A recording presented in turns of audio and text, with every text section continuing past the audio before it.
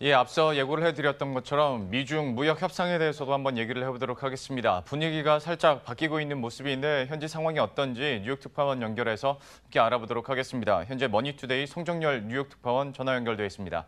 안녕하십니까? 안녕하세요. 예, 안녕하세요.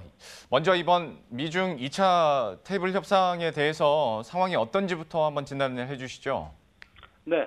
시진핑 중국 국가주석의 경제책사로 불리는 류호 부총리가 이끄는 중국 대표단이 미국 시간으로 오늘이죠. 17일부터 이틀간 워싱턴 DC 재무부 청사에서 미국 대표단과 2차 무역 협상에 들어갑니다. 미국 측에서는 스티븐 무누신 재무부 장관을 대표로 윌버로스 상무부 장관, 로버트 라이트하이저 무역대표부 대표 등이 참석합니다. 지난 3, 4일 중국 베이징에서 양국이 1차 협상을 가졌는데요. 양측이 일부 영역에서는 합의를 이뤘지만 무역 불균형, 첨단 기술 등 주요 쟁점 분야에서 대타협을 이루는 데 실패했습니다. 과연 이번 2차 협상에서는 대타협을 이뤄내 무역전쟁 우려를 지울 수 있을지 주목이 되고 있습니다. 중간에 다른 자세한 얘기 나누기 전에 가장 궁금한 건 그러면 과연 이번 협상 결과는 좀 어떻게 될까라는 궁금증이 생기는데 좀 분위기는 어떻습니까? 네, 미국과 중국 양측이 서로 대규모 폭탄 관세를 예고하며 치열한 공방을 주고받을 만큼 첨예한 이해관계가 걸려있어 손쉽게 타협을 볼 수 있는 상황은 아닙니다. 미국은 지난해 3,752억 달러, 우리 돈으로 약 408조 원의 대중국 무역 적자를 기록했습니다. 미국에서는 중국에 오는 2020년까지 대미무역 흑자 규모를 2천억 달러 줄이고 시장 개방을 확대하고 첨단 기술 이전 강요를 중단할 것 등을 요구하고 있습니다. 최근 미국이 유화적인 태도를 보이면서 타협의 실마리가 생길 수 있다는 관측이 제기됐습니다. 하지만 오늘 트럼프 대통령이 협상 결과에 회의적인 발언을 내놓으면서 현재로서는 협상 결과를 속단할 수 없는 상황입니다. 그러니까요. 방금 말씀하셨던 그 회의적인 얘기를 한번 해보도록 할 텐데 분명히 미중 간에도 좀 긴장이 완화될 것처럼 분위기가 흘러가다가 갑자기 트럼프 대통령이 응석바지한테나 쓸 단어들을 쓰면서 버릇 없다는 등 국부유출 너무 심하다. 갑자기 또 긴장감이 높아지고 있는 상황이거든요. 여기도 한번 전해주시겠어요? 네, 맞습니다. 트럼프 대통령이 지난 15일 미국과 중국 간 2차 무역 협상을 앞두고 트위터를 통해 중국과 무역 협상이 계속되고 있다. 그들은 수년 동안 미국에서 연간 수천억 달러를 벌어왔다며 계속 주목하라고 밝혔습니다. 이 계속 주목하라, 즉 채널 고정은 트럼프 대통령이 북한에 억류된 미국인 3명의 석방을 시사할 때도 사용한 표현이어서 미중 간 물밑 협상이 상당 수준은 진척된 것 아니냐는 관측이 제기되기도 했습니다. 하지만 트럼프 대통령은 오늘 백악관에서 기자들과 만나 2차 무역 협상과 관련 과연 그게 성공할까? 나는 의심스럽다고 말했습니다. 또한 내가 의심하는 이유는 중국이 너무 버릇없어졌기 때문이라며 유럽연합도 너무 버릇없어졌다고 언급했습니다. 뭔가 협상이 교착 상태에 빠졌음을 강력히 시사했습니다.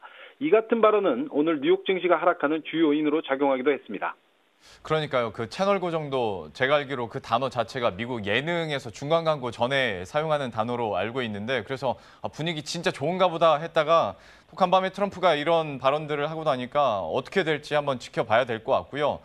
이런 미중 협상 얘기를 하다 보면 항상 중국의 스마트폰 업체 GT 얘기가 나옵니다. 사실 제가 알기로 처음에는 미국 내에서 GT 스마트폰 판매를 중지한다라는 소식으로 시작했다가 이제 시간이 가면 갈수록 경제 제재로까지 좀 이어지는 모습이었는데 좀 이쪽 상황은 어떻습니까? 네.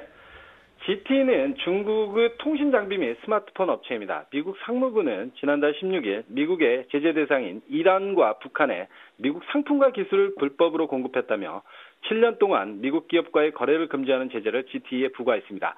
결국 퀄컴 등 미국 기업에서 공급받던 부품을 공급받을 수 없는 상황에 내몰렸습니다.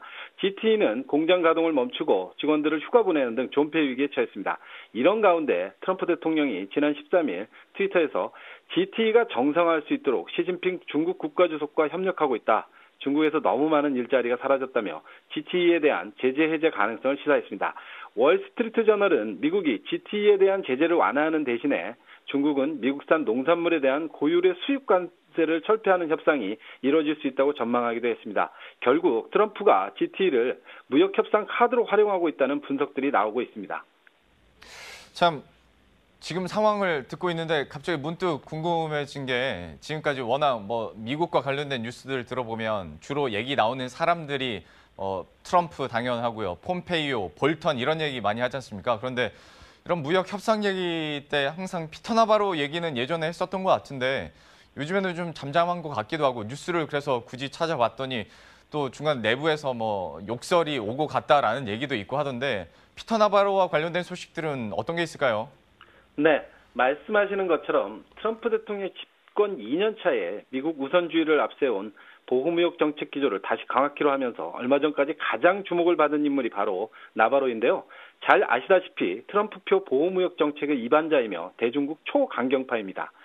나바로 국장이 2차 협상단에서 제외됐다가 겨우 합류한 것으로 이곳에서 알려지고 있습니다. CNN에서는 말씀하신 것처럼 1차 협상 때 나바로 국장과 무누신 장관이 언쟁을 벌였다고 보도하기도 했습니다. 아무래도 이런 상황들은 이번 협상에서 무누신 장관 등 온건파에 힘이 쏠리고 있다는 관측을 낳고 있습니다.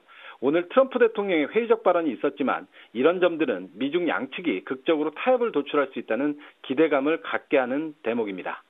참 안팎으로 미국도 시끄러운 상황인데요. 미중 간의 협상이 또 어떤 진전이 있을지 어떻게 진행이 될지도 한번 계속 지켜보도록 하겠습니다. 지금까지 머니투데이 송정열 뉴욕 특파원과 함께했습니다. 오늘 말씀 고맙습니다. 네, 감사합니다.